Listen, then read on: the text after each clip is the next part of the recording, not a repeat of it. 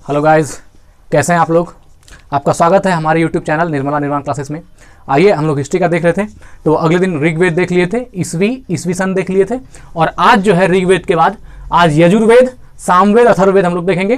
तो एक और से स्टार्ट करते हैं। आइए, क्या है देखिए, तो यजुर्वेद क्या है।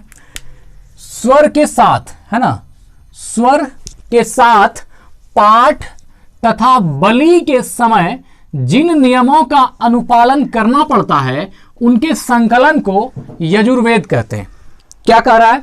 स्वर के साथ पाठ, पाठ जो करते हैं वो स्वर के साथ, तथा बलि के समय जिन नियमों का पालन करना पड़ता है। बलि जो उस समय वैदिक युग में बलि होती थी देवताओं को खुश करने के लिए, तो पाठ तथा बलि के समय जिन नियमों का अनुपालन करना पड़ता है। अब बलि के समय जो नियम होता था उसका अनुपालन करके बलि देना पड़ता था, तो जिन नियमों का अनुपालन करना पड़ता है बलि के समय, उनके संकलन को क्या बोलते हैं मित्र? उनके संकलन को यजुर्वेद कहते हैं। तो ये था यजुर्वेद। अगले देखिए, यजुर्वेद के पाठकर्ता को, है ना, यजुर्वेद के पाठकर्ता को, जो यजुर्वेद का पाठ पढ़ता है, पाठ करता है, तो यजुर्वेद के पाठकर्ता को अर्ध्वर्यु, है ना, अध्वर्यु, और ध्व समझो कि हर्षु का रेफ, ये क्या है? अध्वर्यु, अध्वर्यु कहते हैं। तो ये क्वेश्चन इंपॉर्टेंट है। यजुर्वेद के पाठकर्ता को क्या बोलते हैं? अध्वर्यु। और यही अगर ऋग्वेद का होता तो क्या बोलते हैं हम लोग उसको? होत्री। तो ध्यान रखना है, अगले दिन अगले क्लास में हम लोग देखे थे कि ऋग्वेद का जो पाठ करता है, जो उसको पढ़ता है, क्या बोलते हैं उसको? होत्री। और यहां पर जो यजुर्वेद का पाठ करता है इसको क्या बोलते हैं? अध्वर्यु, अध्वर्यु कहते हैं। और सामवेद का क्या बोलते हैं? उद्रात्री। देखिए आपको कहीं मिलेगा, सामवेद के पाठकर्ता क्या बोलते हैं? उद्रात्री। तो ठीक है, आगे बढ़ेंगे। तो यजुर्वेद के पाठकर्ता को अध्वर्यु कहते हैं। यजुर्वेद एक ऐसा वेद है जो गद्य एवं पद्य दोनों में है। गद्य एवं पद्य का अर्थ है, गद्य में जैसे गद्य का अर्थ होता है कहानी, नाटक, संकलन वगैरह जो लिखते हैं हम लोग, ये सारा चीज आता है गद्य में। और पद्य में क्या आता है मित्र?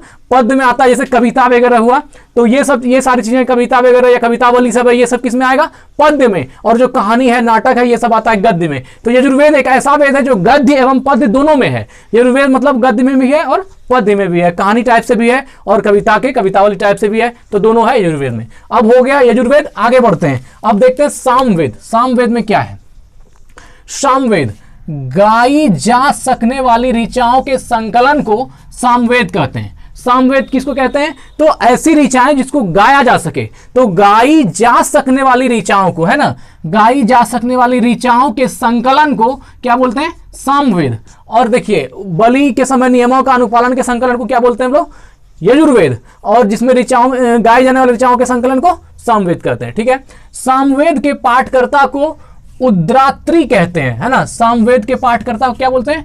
उद्रात्री। हर्षहु दो में आकत तो में रिका, उद्रात्री कहते हैं। ये सामवेद के पाठकर्ता। सामवेद को भारतीय संगीत का जनक कहा जाता है। सामवेद को भारतीय संगीत का जनक, सामवेद को भारतीय संगीत का जनक कहते हैं। ठीक है, इसी में आपका सामवेद में ही सारे ग म प द नि सा जो है, ये सारा सामवेद के अंतर्गत आता है। सातों स्वर जो है सामवेद में है। अब देखिए, सामवेद हो गया, आते हैं अथर्ववेद में। अथर्ववेद देखिए क्या है। अथर्ववेद की रचना अथर्वा ऋषि ने की। देखिए, ये सब ऑब्जेक्टिव क्वेश्चन हो सकता है। अथर्ववेद, अथर्वा ऋषि, अथर्वा ऋषि के नाम पर आपको लगता होगा अथर्ववेद। तो अथर्ववेद की जो रचना किया है, किसने किया है? अथर्वा ऋषि ने की है। ठीक, अथर्ववेद में, अब देखिए अथर्ववेद में क्या है।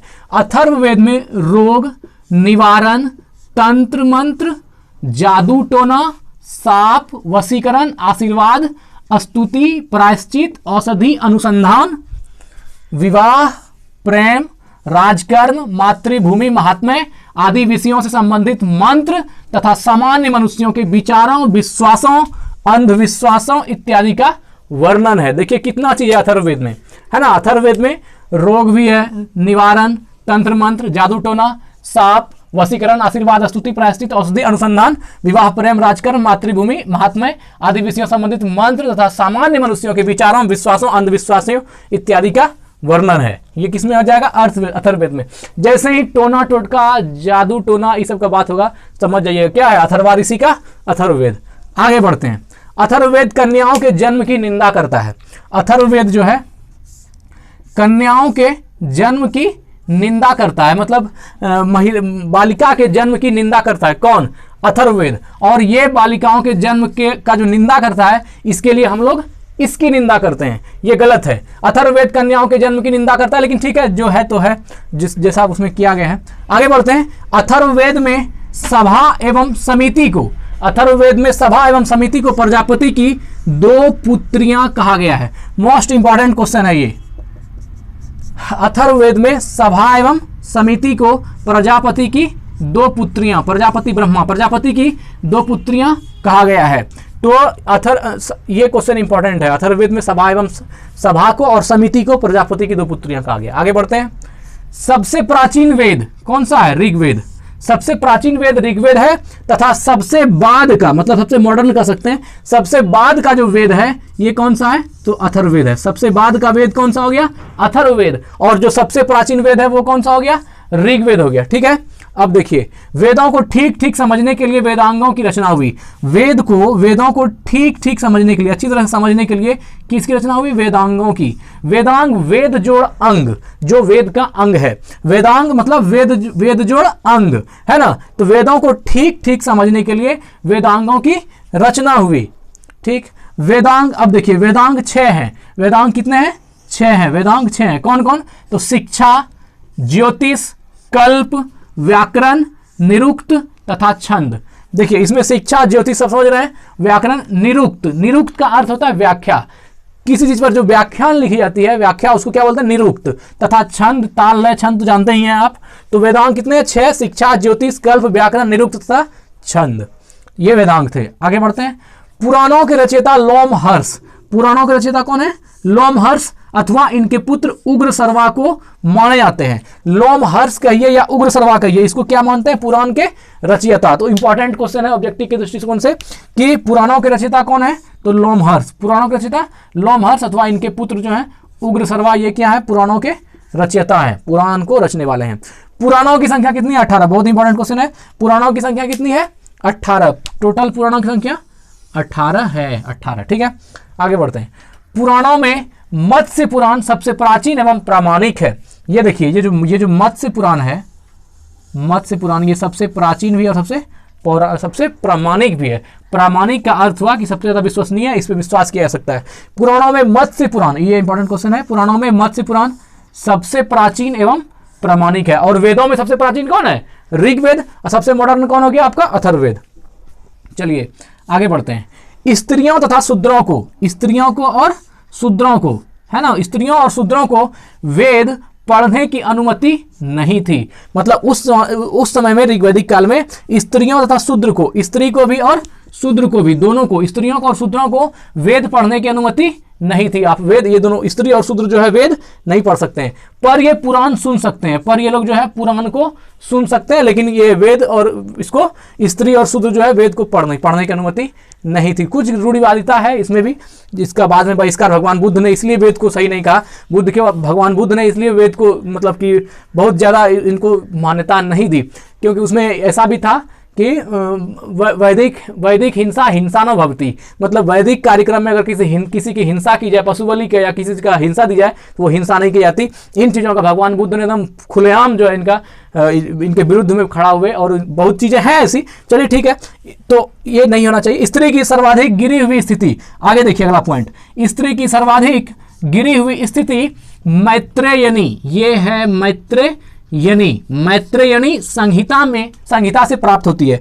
तो ये भी एक है, ये जो मैत्रेयनी संहिता है, मैत्रेयनी संहिता, इसको ध्यान रखिए। मैत्रेयनी संहिता से प्राप्त होती है। स्त्रियों की सर्वाधिक गिरी हुई स्थिति मैत्रेयनी संहिता से प्राप्त होती है, जिसमें जुआ और शराब की तरह स्त्री को पुरुष का तीसरा मुख्य दोष बताया गया है ना। जिस तरह जुआ है, जिस तरह शराब है, वैसे ही स्त्री भी एक जो है पुरुष के लिए एक दोष के समान है, ऐसा इसमें मैत्रेयनी संहिता में लिखा गया है। खैर चलिए, जो लिखा गया, लेकिन इन चीज़ों को भी समाज नहीं मानता है। ये छोड़िए।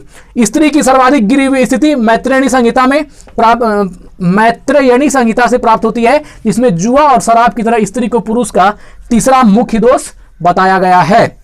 चलिए आगे बढ़ते हैं। पुराण अब देखिए यहाँ पर जो है कुछ पुराण दिया हुआ है और उसके संबंधित वंश दिए गए हैं, है ना। यहाँ संबंधित वंश है और यहाँ पुराण है। तो जैसे यहाँ पुराण की चर्चा हुई, अब देखते हैं यहाँ पर। तो विष्णु पुराण, पहला क्या है? विष्णु पुराण। विष्णु पुराण किस वंश से संबंधित है? तो ये है मौर्य वंश से संबंधित, है ना। विष्णु पुराण में आपको मौर्य वंश से, विष्णु पुराण से संबंधित वंश कौन सा हो गया? मौर्य वंश। आगे देखिए मत्स्य पुराण, है ना, ये है मत्स्य पुराण। तो मत्स्य पुराण से संबंधित वंश कौन है? आंध्र सातवाहन। कौन सा है? आंध्र सातवाहन वंश। मत्स्य पुराण से संबंधित वंश आंध्र सातवाहन। और वायु पुराण, वायु पुराण किसके लिए है? गुप्त वंश के लिए। वायु पुराण गुप्त वंश के लिए। अच्छा एक बात बताइए, वायु दिखता है? नहीं, लेकिन वायु होता है। अभी हम सांस ले रहे हैं, दिख तो नहीं रहा है लेकिन वायु है। तो ये ट्रिक है, वायु को गुप्त कर दीजिए, मतलब वायु पुराण हो गया तो गुप्त वंश, क्योंकि वायु गुप्त रहता है। तो वायु पुराण गुप्त वंश, विष्णु पुराण मौर्य वंश, और मत्स्य पुराण आंध्र सातवाहन वंश। ठीक है। अब अगला कुछ पॉइंट और भी है, देखिए तो शतपथ ब्राह्मण में, यहां देखिए, शतपथ ब्राह्मण में स्त्री को पुरुष का अर्धांगिनी कहा गया है। शतपथ ब्राह्मण में स्त्री को पुरुष का क्या कहा गया है? अर्धांगिनी। अर्धांगिनी अर्ध जोड़ अंगिनी, मतलब आधे अंगों की मालिक। ये जो है शतपथ ब्राह्मण में स्त्री को पुरुष का अर्धांगिनी कहा गया, जो आज भी हम लोग कोई अपनी पत्नी को अपनी अर्धांगिनी कह सकता है। तो ये कहां से आया है? शतपथ ब्राह्मण से लिया गया है। ठीक। अब आते हैं स्मृति ग्रंथों में सबसे प्राचीन एवं प्रामाणिक मनुस्मृति मानी जाती है ना।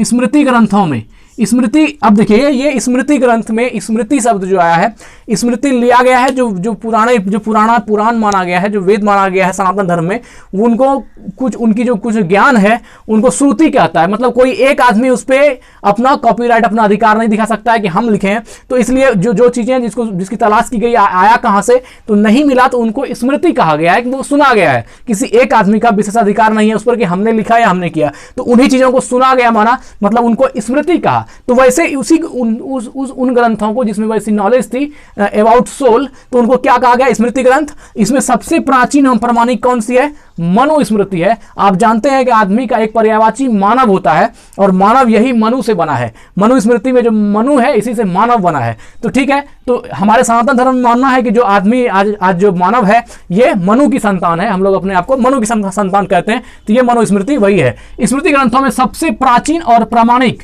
सबसे प्राचीन भी है और सबसे प्रामाणिक मतलब विश्वसनीय भी है, मनुस्मृति मानी गई है। आगे बढ़ते हैं। मनुस्मृति शुंग काल का मानक ग्रंथ है। देखिए ये जो शुंग वंश हुआ, शुंग काल का सबसे मानक मतलब जिस पर भरोसा किया जा सके, तो मनुस्मृति शुंग काल का मानक ग्रंथ माना जाता है। किसको? मनुस्मृति को। ठीक, आगे बढ़ते हैं।